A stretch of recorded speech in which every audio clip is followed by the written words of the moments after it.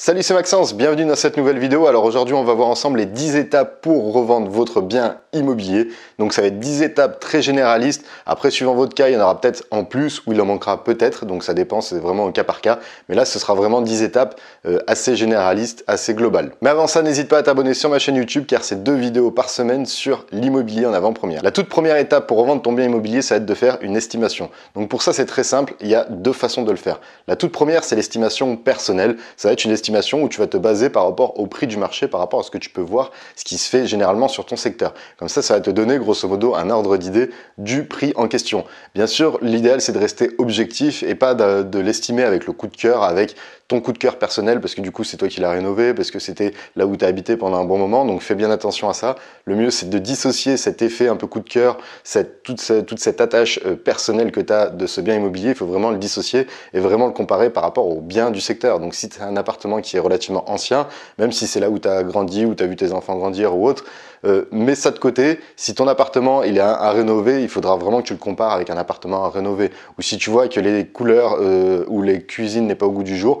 c'est pareil, ça ce sera des critères à prendre en compte qui viendront du coup descendre le prix d'achat. Donc je te conseille de faire une estimation objective personnelle du coup de ce bien immobilier et de la comparer après avec 2 ou 3 autres estimations d'agents immobiliers. Donc là pour le coup je te conseille des agents qui ont des agences pignon sur rue dans ton secteur et aussi des indépendants, des mandataires indépendants, et comme ça te permettra d'avoir deux sons de cloche, d'avoir et des estimations d'indépendants, donc eux du moins s'ils ne vendent pas, vu qu'ils sont indépendants, et ben, ils ne gagnent pas d'argent, tandis que ceux qui sont en place, s'ils ne vendent pas, c'est pas grave parce que du moment qu'ils rentrent un mandat, ils ont souvent des petites primes, donc l'estimation va être des fois un peu plus élevée. Donc l'idéal c'est d'avoir vraiment un mix de tout ça et de te faire à peu près ton propre prix par rapport à ce que tu peux voir sur le marché. Donc voilà, fais attention, fais pas qu'une seule estimation parce que si c'est une agence en place, il y en a beaucoup qui surcotent le bien pour le prendre en mandat, pour le mettre en vitrine et comme ça, eux ça leur fait un peu plus de volume. Alors que le bien est des fois un peu surcoté, plus cher que ce qu'il vaudrait et du coup généralement ça se vend pas. Donc c'est pour ça que je te conseille de faire plusieurs estimations de pro et une estimation personnelle et après tu fais un mix de tout ça et t'établis un prix qui te semble correct. La deuxième étape, donc juste après, ça va être de réaliser les diagnostics. Donc ça, c'est obligatoire pour la vente d'un bien immobilier. Donc c'est pour ça, moi je te conseille de le faire tout de suite. C'est à peu près une centaine d'euros. Après, tout dépend ce que tu as à faire, ce que tu n'as pas à faire, parce que tu as des diagnostics qui sont valables plus ou moins longtemps. Donc voilà, tu auras peut-être certaines choses que tu n'auras pas à faire si tu as acheté récemment, si c'est dans le cadre d'un achat-revente par exemple. Ensuite, la troisième étape, ça va être de faire des photos pro. Donc là, je te conseille de bien ranger ton appartement, de bien ranger ta maison, de bien ranger ton bien immobilier pour faire de belles photos pro. Donc pour faire des photos pro, tu peux aller sur des sites, si tu connais personne, sur des sites comme Star of Service qui te proposent voilà, un shooting photo par des professionnels. Donc les professionnels vont te donner leur devis. Il faut compter entre 70 et 100 euros, à peu près comme les diagnostics, grosso modo.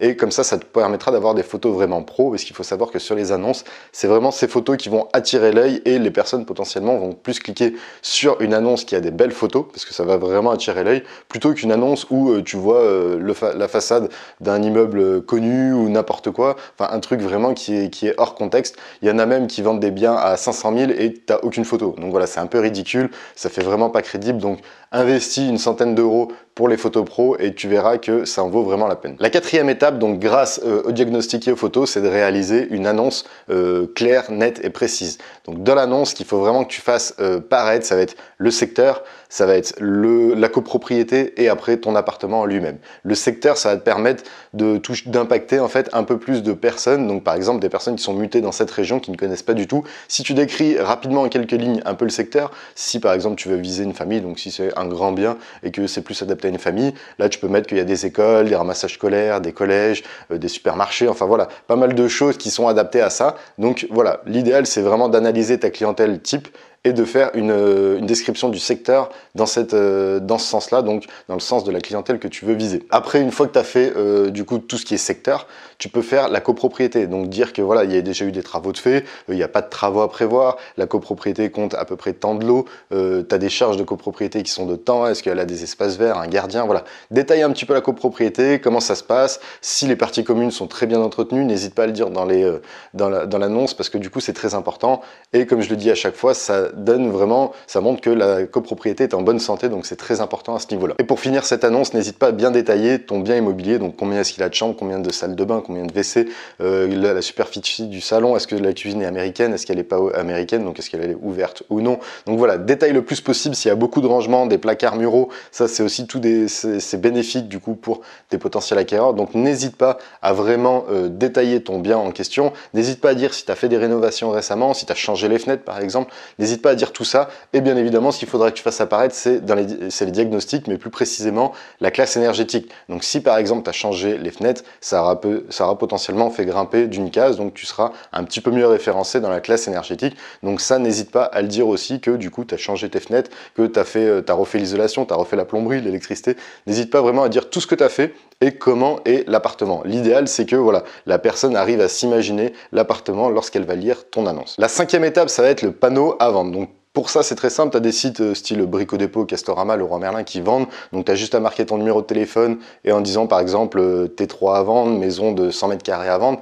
Donc ça, c'est très important pour une simple et bonne raison, c'est que si ton bien est sur une voie où il y a du passage, donc que ce soit à pied, en voiture ou autre, les personnes qui vont voir ça vont déjà valider un secteur. Donc si ils voient ton panneau à vendre et que le secteur les intéresse, ce sera déjà une bonne chose, parce que un acquéreur, ce qu'il va faire, c'est valider plusieurs choses. Ça va être la première chose, ça va être le secteur. Donc voilà, il va valider ce secteur parce qu'il y a l'école, parce qu'il y a le supermarché, parce qu'il y a les commodités. Deux, ça va être l'immeuble ou l'extérieur du bien. Donc si c'est un immeuble, bah voilà, il va voir la façade, il va voir un peu tout ça. Si c'est une maison, bah pareil, il va voir la façade, il va essayer de voir la toiture. Donc comme ça te permet de valider ces deux premiers critères, qui est le secteur et l'aspect extérieur de ton bien. Et ça, c'est très important, parce que s'il valide déjà ça, il aura juste à voir si la typologie du bien est intéressante pour lui. Donc par exemple, si lui a une famille, bah voilà, est-ce que c'est un T4, un T5, est-ce que c'est une maison qui a 5 chambres? Donc il aura juste plus que ça à valider, ainsi que le prix. En fait, voilà, tu as 4 critères à valider. Tu as le secteur, l'aspect extérieur, la typologie du bien et le prix. C'est aussi simple que ça, et du coup avec un panneau à vendre, tu arrives à valider les deux premiers critères, et ça c'est très important, et ça te permet d'être beaucoup plus efficace. Après, une autre chose qui est très importante, qui permet de valider ça aussi, c'est le boitage. Donc pour ça, c'est très simple, sur un petit flyer que tu imprimeras, tu refais ton annonce avec tes photos pro, et du coup tu boites dans toutes les maisons aux alentours, si c'est par exemple une maison que tu vends, dans tous les immeubles, tous les appartements, enfin dans toutes les boîtes aux lettres des alentours si tu es en copropriété, même de ton immeuble même, parce que du coup si par exemple, je te dis une bêtise, tu as un locataire qui est à proximité, ou une personne qui a un appartement qui est un peu petit et qui aimerait prendre plus grand, et qui trouve ça, il l'aura déjà validé, parce que si tu dis que dans ce secteur, dans ton secteur, dans ta copropriété, dans ton quartier, tu as cette maison qui a à vendre, la personne, pareil que le panneau à vendre, aura validé du coup le secteur et l'aspect extérieur. Donc ça c'est pareil, c'est très très important, le boitage. Donc pour ça, du coup tu reprends ton annonce et tu reprends tes photos pro, et du coup tu vas mettre tout ça dans les boîtes aux lettres. Le conseil que je peux te donner aussi pour le boitage, c'est d'analyser quand est-ce que passent les personnes qui te mettent la pub. En général, c'est par exemple dans des villes tous les mardis, tous les mercredis, tous les jeudis, et d'éviter de boiter à ce moment-là, parce que les personnes, ce qu'elles vont faire, elles vont prendre le paquet de pub, elles vont tout mettre à la poubelle, elles vont pas forcément regarder tout ce qui se passe. Tandis que si tu sais que chez toi, la pub passe le mardi et jeudi par exemple, toi ce que tu peux faire, c'est le lundi, le mercredi et le vendredi, tu vas boiter, tu vas commencer à mettre tes flyers dans les boîtes aux lettres, et comme ça ce sera beaucoup plus impactant, et du coup ça aura beaucoup plus d'effet, parce que les personnes juste avec leur courrier vont voir ton flyers, et du coup elles vont prêter un peu plus attention à ça. Donc voilà, c'était la petite astuce pour le boitage. Donc la 7e étape, si tu veux aussi avoir une meilleure visibilité, je te conseille de faire appel à un pro qui lui pourra mettre ses annonces sur d'autres sites plus professionnels. Mais pour ça, on en revient à ce que je te disais au début. Moi, ce que je préconise toujours, c'est les indépendants. Pourquoi? Parce qu'ils ne vendent pas, ils n'ont pas d'argent. Tandis que les grosses agences immobilières, ce qu'elles veulent, c'est faire du volume, remplir leur vitrine, parce que du coup, voilà, ils ont une grande vitrine sur une rue, donc il faut vraiment remplir tout ça avec les petites affichettes, comme quoi ils ont plein de biens à vendre, et des fois, ils te surestiment, ou ils ne sont pas forcément motivés pour vendre ce bien. A contrario, les indépendants sont beaucoup plus motivés, parce que du coup, s'ils ne vendent pas, ils ne gagnent pas d'argent, et du coup, c'est pour ça qu'ils ont beaucoup plus de motivation. Après, ça dépend vraiment du feeling. Je dis pas que tous ceux qui sont salariés sont mauvais et tous ceux qui sont indépendants sont bons. Il y en a qui sont salariés qui peuvent être très bons, il y en a qui sont indépendants qui peuvent être très mauvais. Voilà, moi j'ai déjà eu le cas où du coup c'était des personnes qui étaient salariées qui étaient bien meilleures que d'autres qui étaient indépendants. Donc après, ça se fait vraiment au feeling de voir si la personne est vraiment motivée. Moi, ce que je te conseille, c'est de voir si lorsque tu vas signer le mandat avec l'agent immobilier, elle va s'engager sur une procédure de choses à faire. Il y a certaines agences qui te proposent un processus d'engagement, donc en gros, elles vont te dire, bah voilà, première semaine, je vais faire ci, je vais faire ça, je vais faire ci, je vais faire ça, et elles vont te lister tout plein de choses à faire, toute une procédure de commercialisation de ton bien. Et du coup, si c'est pas respecté, tu peux casser le mandat. Et ça, c'est plutôt intéressant parce que ça engage du coup l'agent immobilier ou l'agence immobilière à vraiment faire tout un processus pour pouvoir vendre ton bien immobilier. Et ça, c'est très important. Donc voilà, pour l'agent immobilier, indépendant de préférence ou pas, tout dépend du feeling. Mais par contre, il faut qu'elle ait un engagement d'une chronologie de choses à faire. Ça, c'est très important. La 8e étape, ça va être de réaliser les visites le même jour, si possible, bien sûr, par exemple le samedi, pour plusieurs raisons. La première, c'est que ça va mettre la pression à tous les potentiels acquéreurs. Si du coup tu répartis toutes tes visites sur toute la semaine et à chaque fois tu en as une par jour, déjà ça va être chiant pour toi parce qu'il faut que tu mobilises tous les jours un petit créneau pour faire une visite immobilière. Par contre, si tu mets tout le même jour, eh ben, les personnes vont voir que avant elle, il y avait des personnes, après elle, il y a des personnes, donc il y a beaucoup de monde, donc le bien potentiellement intéresse beaucoup. Et là, ça va mettre beaucoup plus la pression et les personnes, du coup, ça va mettre vraiment cette pression et du coup, les personnes seront plus amenées à faire une proposition rapide s'ils sont intéressés par le bien. Parce que du coup, ils vont voir qu'il y a beaucoup de concurrence et que potentiellement, il y a pas mal d'acquéreurs possibles. Donc voilà, l'avantage de faire les visites le même jour. Premier avantage, ça va être de mettre cet effet de mettre un peu cette pression et cet effet de bien qui est convoité. Et deuxième avantage, c'est que tu auras à faire le ménage une fois, arranger ton appartement nickel, impeccable une fois, et comme ça tu pourras faire venir tout le monde, il pourra voir le bien en question, la maison ou l'appartement, impeccable. Donc toi ça t'évite du coup de tout le temps faire venir des personnes, et après voilà, le plus souvent, s'il pleut, ils vont salir un peu les sols, donc ça t'évite de faire le ménage tous les soirs de semaine après qu'une personne soit passée les pieds mouillés dans ton appartement. Donc voilà, les deux gros avantages, c'est surtout que ça te met la pression et que ça te permet de vraiment tout nettoyer et de faire tout en une fois. Et en plus, ça te mobilise qu'une seule journée sur toute une semaine au lieu de tous les soirs ou tous les midis par exemple, aller faire 2-3 visites.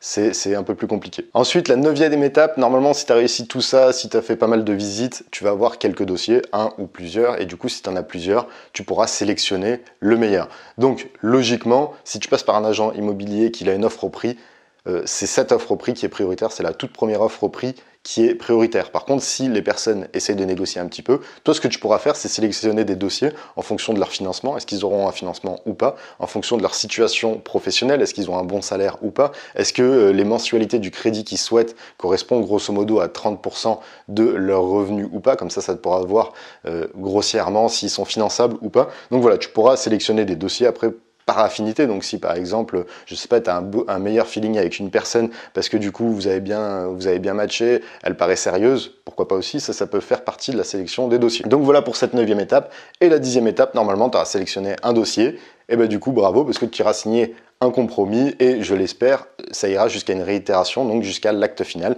et que tu vendras ce bien. Donc voilà grosso modo les 10 étapes. La première c'est de faire une estimation, la deuxième c'est de faire tous les diagnostics, la troisième c'est de faire des photos professionnelles, la quatrième c'est de faire une annonce pro grâce au diagnostic et aux photos professionnelles, la quatrième c'est de mettre un panneau à vendre pour valider le secteur et l'extérieur, pour que les acquéreurs valident le secteur et l'extérieur du bien immobilier. La 6e, ça va être de faire le boitage grâce à l'annonce que tu as déjà précédemment rédigée. Le 7e, ça va être de faire intervenir un agent immobilier indépendant ou pas, donc ça dépendra de ton feeling avec lui. La 8e, ça va être de faire toutes les visites le jour même pour mettre un peu cette pression au potentiel acquéreur et pour éviter de te mobiliser toute une semaine pour rien.